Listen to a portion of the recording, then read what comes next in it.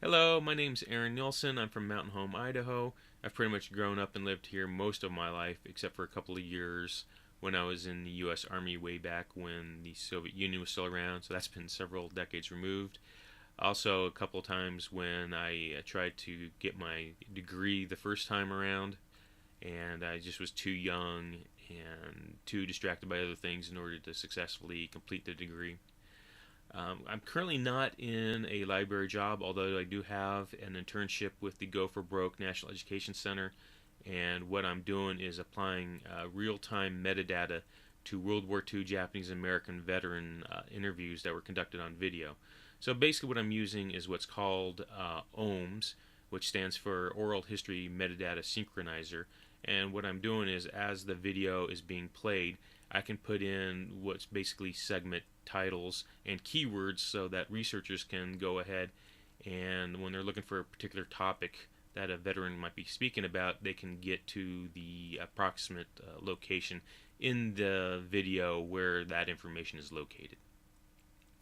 Now, for the reason why I'm taking this course, one of the things that may or may not show through in this particular video is that I do have a bit of social anxiety, and it's also another thing is I'm not really used to doing what I'm doing right now, which is basically talking into a video camera and sort of talking about myself or even just talking about something structured.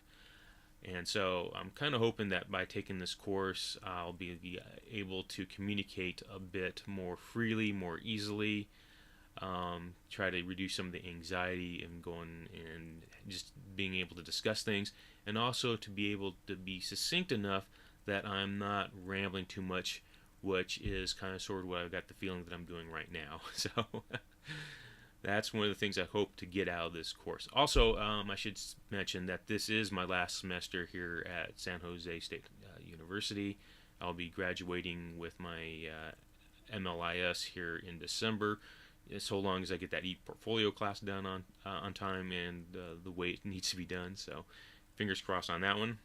Okay, what do I do for like free time, hobbies and stuff? Well, one of the things that I like is history. It's one of the reasons why I ended up going into the Army, and sort of the reason why I'm doing this internship at the Go for Broke National Education Center is I like history, pretty much all time periods. I do like World War II history, but my first and greatest love for history has to deal with probably the Roman period. I have all kinds of books I love to read on it. I have hobbies that like numismatic hobbies. I collect coins from the time period, and so I really enjoy that time period in history. I'll go ahead and show you just a couple of items that I've got here that I'll kind of discuss a little bit. One is like the books that I have, like this one right here is the 100 Greatest Ancient Coins, is basically a coffee table style book. And one of the reasons why I like this book, even though it's just more of like a general history, or maybe like a survey of some of the best coins that are out there that we know about, is the fact that, as you can see, like on this cover here, the coin images are huge, much larger than what you would normally see. Like this right here is what's considered, or what is the uh, Brutus Ides of March coin that basically commemorates his assassination of Julius Caesar, is a denarius. Now, a Roman denarius, if you was to look at it, is between the size of a American dime and an American nickel. So it's a really small sort of coin. So it's really nice to see these coins basically blown up to the about the size of several inches, or maybe like a saucer cup or saucer plate for like a teacup or coffee cup. And also in the back of this book, which is really nice, is the fact that it's got a lot of plates that actually show the coins in 1-to-1 size, which is invaluable for someone like me, because sometimes you won't get a chance to see these coins necessarily unless you go to like a museum or something. So it's a good source of information to see these coins as they would be if you was to hold them in your hand. So I really enjoy that book. Another book that I like is, or it's more on the sense of the scholarly book, is Judea and Rome in Coins from 65 BCE to 135 CE. Go ahead and show a bit of that picture there, which is probably, I'm not entirely too sure, I haven't looked at it, but it looks like it's a sesterces, which is a bronze Roman coin of Vespasian, which shows on the back side of it Judea Capta, which is a coin that commemorates the victory of the Roman forces over the Jewish people during a revolt during the time of the reign of Vespasian. Well, actually, particularly with Vespasian at this point in time, it was you got a series of civil wars that were going on, which that Vespasian would eventually win. And Vespasian is particularly important because he was the one that started the construction, but did not live long enough to see the completion of what we now know as the Colosseum in Rome. Another thing that I like about Roman history is I also, more on the geeky side, I do play board games. So, once again, I got some stuff that are more Roman themed. We got right here let me see. Oop, gotta get my camera on there. There we go.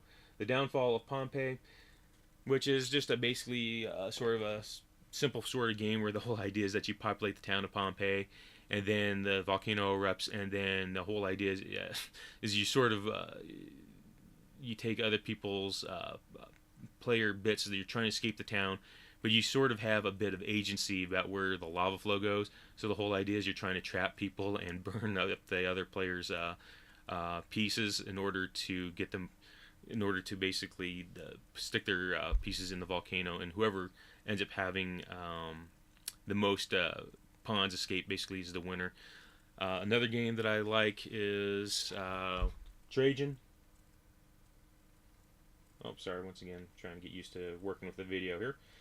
And this is basically sort of a Euro game, or what's called a Euro game, where you're basically placing pawns down on the board, and then you're taking certain actions and you get victory points. I mean, that's really a simple explanation that doesn't remotely really tell you how to play the game or anything.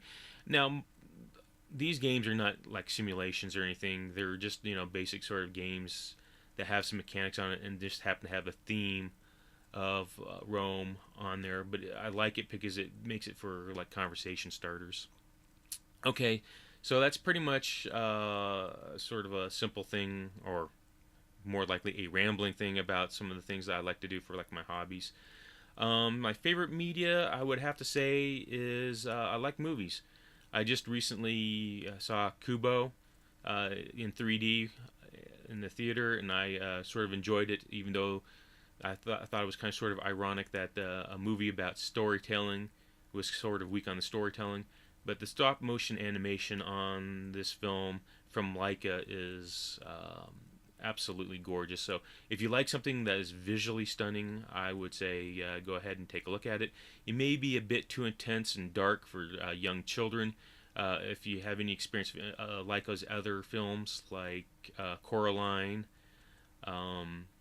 then you will that sort of darkness or dark themes that they sort of pursue in their films is still present even in this one. So you might, for young children, you might want to take a look at it first and determine if your young children can handle some of the stuff that goes on in that film.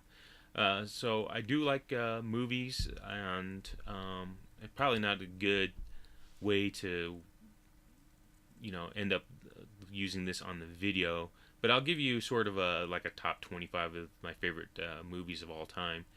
And so my going from 25 to 1, 25 is Once Upon a Time in the West, 24 is The English Patient, 23 is Casablanca, 22 is Rebecca, 21 Maltese Falcon, 20 Apocalypse Now, 19 Schindler's List, 18 is Sunrise, 17 The Third Man, 16 Doctor Strangelove, 15 Aguirre, The Wrath of God, 14 Grand Illusion, 13 Pandora's Box, 12 Seven Samurai, that's the Akira Kurosawa version, 11 12 Angry Men, which is the older Sidney Lumet version, 1957, 10 Paths of Glory, 9 Yojimbo, 8 Harakiri, which is the 1962 Masaki Kobayashi version. 7. Metropolis. 6. Rashomon. 5. Notorious. 4. M. 3. The Godfather 1 and 2. I kind of sort of, since they're closely related, I decided to put those two together. 2. The Seventh Seal. And number 1, The Passion of Joan of Arc, which is a 1928 silent film by Carl Dreyer and is a French film.